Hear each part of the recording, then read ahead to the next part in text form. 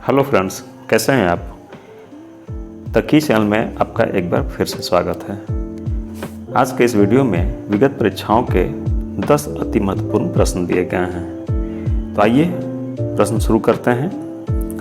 आज का पहला प्रश्न है, रेगुर किसका नाम है। और आपके ऑप्शंस हैं ए लाल मिट्टी, बी जलोढ़ मिट्टी, सी काली मिट्टी या फिर डी लैटराइट मिट्टी। अगर आप इस प्रश्न का उत्तर जानते हैं तो कमेंट बॉक्स में अपना उत्तर अंकित करते जाएं। जी हाँ, इसका सही उत्तर है सी काली मिट्टी। रेगुर मिट्टी को काली मिट्टी भी कहते हैं। यह मिट्टी गेहूं, ज्वार, बाजरा आदि की खेती के लिए उपयोगी होती है। कपास के लिए काली मिट्टी सर्वाधिक उपयोगी होती है। तो आइए आज का दूसरा प्रश्न देखते हैं। दूसरा प्रश्न है, शनि ग्रह सूर्य के चारों ओर एक चक्कर लगाने में कितना समय लेता है। आपके ऑप्शंस हैं ए 18.5 वर्ष, बी 36 वर्ष, सी 29.5 वर्ष या फिर डी 84 वर्ष। अगर आप इसका उत्तर जानते हैं तो कमेंट बॉक्स में अपना उत्तर अंकित करें।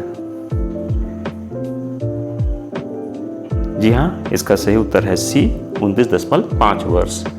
शनि ग्रह को सूर्य के चारों ओर एक चक्कर लगाने में 29.5 वर्ष का समय लगता है। शनि बृहस्पति के बाद सौर मंडल का दूसरा सबसे बड़ा और भारी ग्रह है।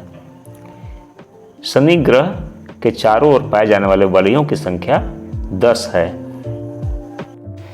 आज का तीसरा प्रश्न है, भारतीय राष्ट्रीय कांग्रेस का लाहौर अधिवेशन कब हुआ। आपके ऑप्शंस हैं ए 1921, बी 1929, सी 1930 या फिर डी 1931 ईस्वी में। अगर आप इस प्रश्न का उत्तर जानते हैं तो अपना उत्तर कमेंट बॉक्स में जरूर अंकित करें।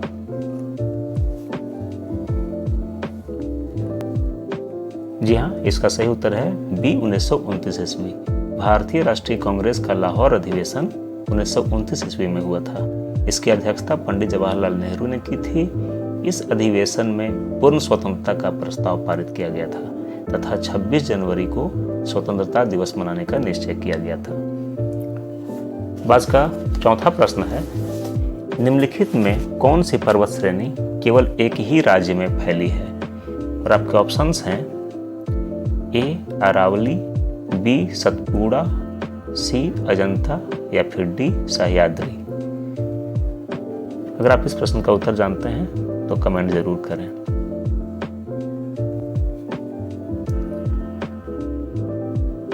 जी हाँ, इसका सही उत्तर है सी अजंता। अजंता पर्वत श्रेणी केवल महाराष्ट्र में ही फैली है।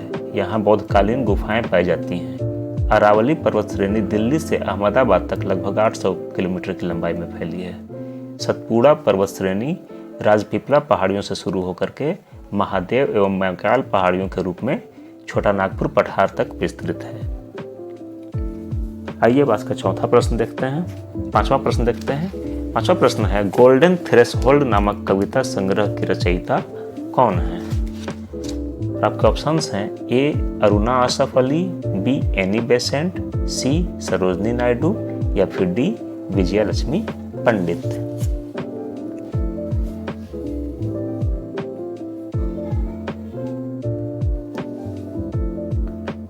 जी हाँ, इसका सही उत्तर है C Sarojini Naidu. Golden threshold नामक कविता संग्रह की रचयिता सरोजनी नायडू है। 13 वर्ष की आयु में इन्होंने लेडी ऑफ द लेक शीर्षक से एक कविता लिखी थी। इन्हें भारत कोकिला नाम से भी जाना जाता है। उनकी प्रसिद्ध रचनाएं song of the India, the golden threshold, the fire of dawn, the word of time, the broken. अगला प्रश्न है, निम्नलिखित प्रधानमंत्रियों में से किसने भारत में क्रिप्स मिशन भेजा था। आपके ऑप्शंस हैं A Ramsay MacDonald, B Stanley Baldwin, C Neville Chamberlain या फिर डी विंस्टन चर्चिल।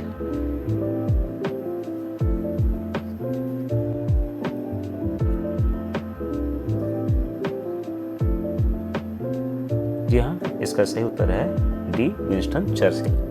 ब्रिटिश प्रधानमंत्री विंस्टन चर्चिल ने द्वितीय विश्व युद्ध में भारत की भागीदारी और मदद मांगने के लिए मार्च 1942 ईस्वी में अपने मंत्रिमंडल के सदस्य क्रिस्टोफर क्रिप्स के नेतृत्व में भारत में क्रिप्स मिशन भेजा था।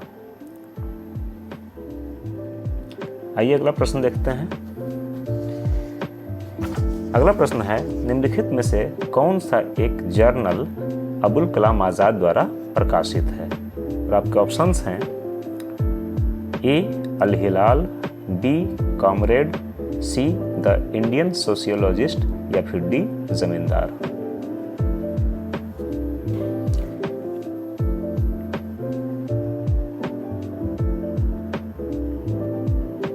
जी हाँ, इसका सही उत्तर है ए अल हिलाल। डॉक्टर अबुल कलाम आज़ाद ने 1912 ईस्वी में उर्दू साप्ताहिक अल हिलाल का प्रकाशन आरंभ किया था। 1914 ईस्वी में अल हिलाल पर प्रेस एक्ट के तहत प्रतिबंध लगा दिया गया था। उन्होंने पुनः अल बलाद नामक पत्रिका का संपादन किया। सरकार ने इस बार इनको गिरफ्तार कर 6 महीने के लिए जेल में डाल दिया था। अगला प्रश्न है, चंद्रा एक्सरे दूरबीन का नाम किस वैज्ञानिक के सम्मान में रखा गया है?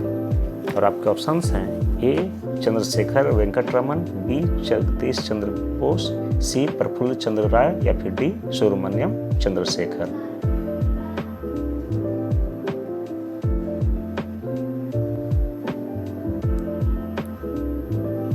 जी हाँ, इसका सही उत्तर है डी सुब्रमण्यम चंद्रशेखर।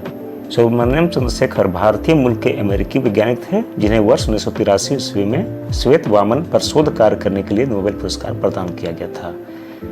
इन्होंने तारों की गति विज्ञान, प्लाविकी भौतिकी और समान सापेक्षता के क्षेत्र में उल्लेखनीय कार्य किया था। इन्हीं के सम्मान में अमेरिका के नासा द्वारा चंद्रा एक्सरे नामक दूरबीन अंतरिक्ष में स्थापित की गई। 9वां प्रश्न है, पुस्तक माई म्यूजिक माई लाइफ किसकी आत्मकथा है? आपके ऑप्शंस हैं ए पंडित शिव कुमार शर्मा, बी उस्ताद अमजद अली खां, सी पंडित रविशंकर या फिर डी उस्ताद जाकिर हुसैन।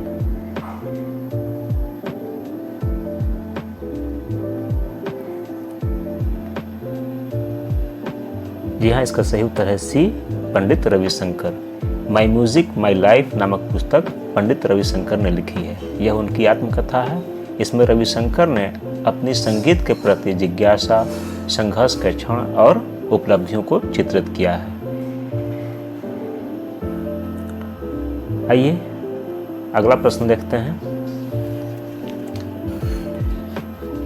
10वां प्रश्न है, निम्नलिखित में से किसने बहुविवाह नामक पुस्तक लिखी? और आपके ऑप्शंस हैं ए राजा राम मोहन राय, बी ईश्वर चंद्र विद्यासागर, सी पंडित रमाबाई या फिर डी रविंद्रनाथ टैगोर।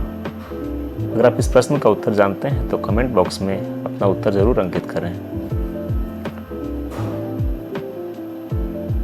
इसका सही उत्तर है बी ईश्वर चंद्र विद्यासागर। ईश्वर चंद्र विद्यासागर 19वीं शताब्दी के एक महान शिक्षा शास्त्री और समाज सुधारक थे। समाज में व्याप्त बहुविवाह, बाल विवाह और विधवा पुनर्विवाह न होने जैसी कुरीतियों को दूर करने के लिए उन्होंने अथक प्रयास किए।